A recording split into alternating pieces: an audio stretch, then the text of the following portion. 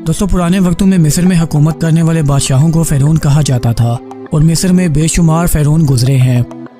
लेकिन आज के दौर में कोई भी फ़िरौन किंग तूतनखामुन जितना मशहूर नहीं है। तारीख में तो इस फ़िरौन के बारे में ज़्यादा मालूमात नहीं मिलती, लेकिन इसके दरियाफ्त होने वाले मकबरे ने पूरी दुनिया को हैरत में डाल दिया है, जो 3000 साल गुजरने के बाद भी अपनी असल हालत में मौजूद है। इसके दरियाफ्त होने वाले मकबरे ने किंग तूतनखामुन की पहचान पूरी दुनिया में करवा दी है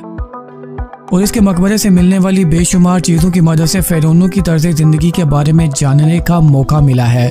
लेकिन दोस्तों, इसे दरियाफ्त करने वाले लोग थोड़े थोड़े अरसे में हैरत अंगेज तौर पर हलाक हो गए और कहा जाने लगा कि किंग तूतनखामुन को अब्दी नींद से जगाने की वजह से ये लोग किंग की लानत का शिकार हुए।